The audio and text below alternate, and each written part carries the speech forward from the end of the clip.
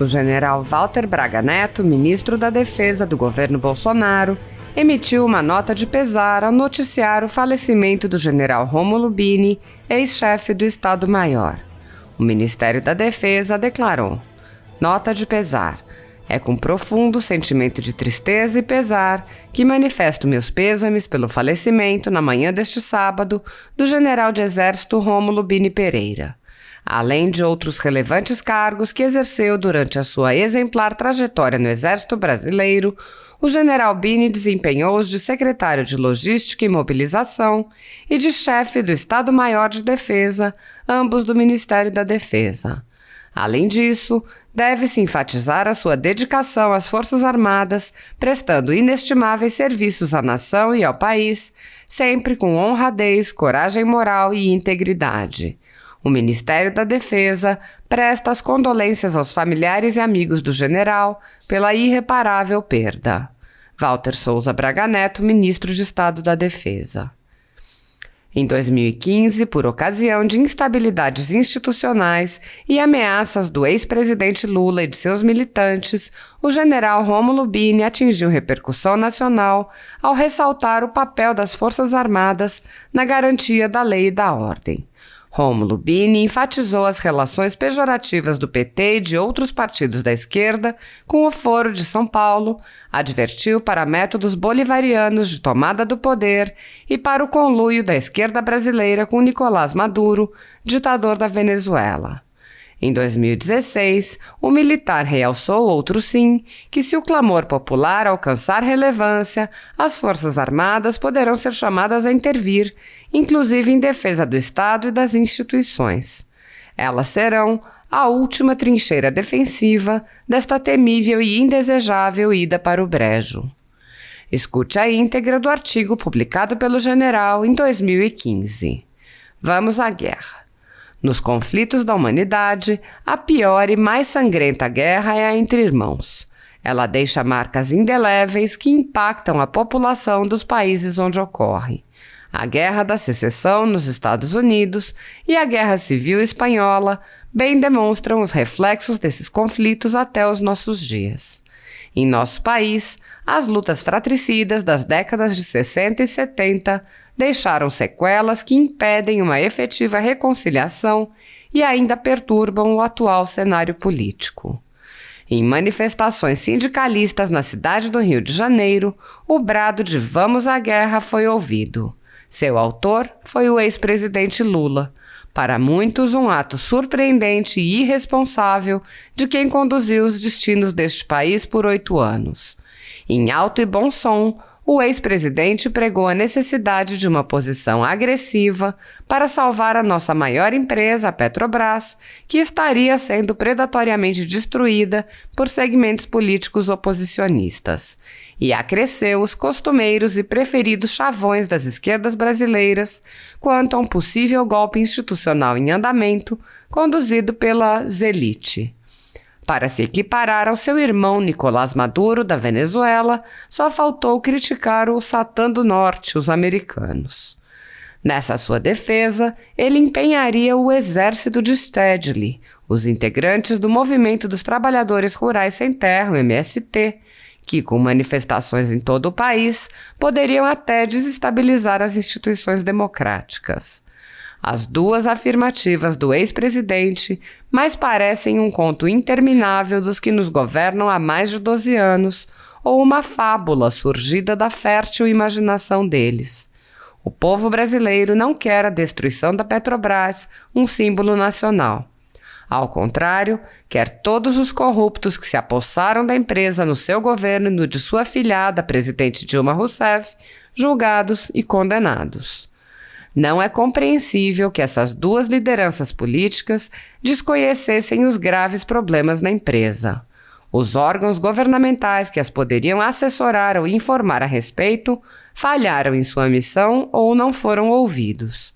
O "eu não sabia", costumeira declaração desses mandatários, já se tornou um bordão e é motivo de ironias e piadas nas redes sociais. A segunda proposta do ex-presidente, infeliz e semelhante às de agitadores de rua, é incendiar o país com o exército do Stedley em defesa da Petrobras e da democracia. Não se sabe se é a democracia vigente ou a democracia totalitária preconizada pelo Foro de São Paulo. É uma proposta, no mínimo, preocupante. O MST não é apenas um movimento sindical que luta pela reforma agrária, sua permanente fachada. Ao ler seus manuais doutrinários, confirmados pelas palavras de seus líderes, se conclui que seu objetivo maior é a conquista do poder, se necessário com o uso da força. A Revolução e o regime cubanos são os exemplos a ser seguidos para esse movimento. A recente visita dos líderes dos campesinos venezuelanos ligados ao governo de Maduro bem identifica a postura ideológica das duas organizações com uma marcante diferença. Os campesinos possuem armamentos e são considerados o braço armado do governo venezuelano. O MST, até onde se sabe, não possui armamentos letais. Em todos os governos da nova república, as Forças Armadas, particularmente o Exército, foram empregadas em missões de garantia da lei e da ordem. São missões que envolvem riscos significativos, como as da Força de Pacificação nas favelas cariocas e greves de policiais militares. Elas se caracterizam como medidas adotadas para evitar o descrédito e o aviltamento dos órgãos governamentais, principalmente dos estados. Ano a ano, esse emprego vem crescendo não só em número de ações, mas também na sua vigência, caracterizando-se, como se diz no jargão militar, a última ratio legis, expressão latina que evoca o derradeiro argumento dos governantes. Manifestações de movimentos sociais, tais como as de cunho radical ocorridas em meados de 2013 e agora essa convocação do exército de Stedley, são verdadeiros fomentos para um real embate de forças e não de ideias. Iniciada por essa nova visão sectária do ex-presidente Lula, uma confrontação num ambiente conturbado e acéfalo pelo qual passa o Brasil, sem dúvida poderá conduzir-nos a situações extremas. Novamente, as Forças Armadas serão chamadas a intervir e não poderão deixar de cumprir o que preconiza o artigo 142 da Constituição da República. Os novos comandantes das forças, que gozam de alto conceito entre seus pares e subordinados, certamente não se calarão como seus antecessores, que adotaram uma atitude de silêncio obsequioso. Ela nos impingiu a ignominiosa acusação a chefes militares como Castelo Branco, Eduardo Gomes, Maximiano e tantos outros que tiveram sua vida de integridade e honradez enxovalhada pela Comissão Nacional da Verdade. Não houve sequer uma nota de repúdio desses antigos comandantes. As Forças Armadas fazem parte da sociedade brasileira, que lhes concedeu o maior índice de credibilidade entre as nossas instituições, superior até ao das religiosas. Elas não podem ser alijadas das grandes decisões nacionais. Suas análises, seus estudos e pareceres deverão ser obrigatoriamente ouvidos e considerados. Quem quer o seu silêncio são as instituições comprometidas com ideologias retrógradas e objetivos nebulosos, como o Foro de São Paulo. Essa participação não é um ato de indisciplina nem de arroubos golpistas. É um ato democrático de quem preza sobremaneira a paz e a ordem. Entretanto, vale um alerta.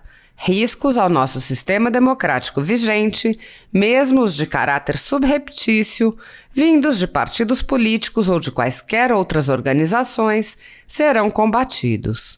Com base em nossa experiência e sem sermos presunçosos, reafirmamos que nossas Forças Armadas estarão à frente daqueles que enfrentarem as ameaças sem pronunciar bravatas, como essa abominável vamos à guerra. Em 2016, ao analisar a conjuntura política nacional, o militar frisou sua preocupação diante do estado de coisas no Legislativo, no Executivo e no Judiciário. Quanto ao Judiciário, Bini avaliou: no Judiciário, os brasileiros ainda depositam esperança, graças ao corajoso desempenho dos juízes de primeira instância. Nas instâncias superiores, o quadro é diferente. O esdrúxulo direito de foro privilegiado acarreta uma sobrecarga de processos no STF, o que lhe dá uma pauta extensa e criticada e indesejável morosidade. Com a transmissão de suas sessões pela TV, constata-se que são graves as divergências pessoais entre alguns de seus membros.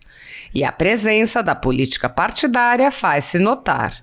A divulgação de altos salários do judiciário, ditos legais, mas imorais, o fatiamento de artigo da Constituição aprovado pelo ex-presidente da Corte no processo de impeachment e o desgastante e inédito processo envolvendo o presidente do Senado afetaram a imagem e a credibilidade da instituição.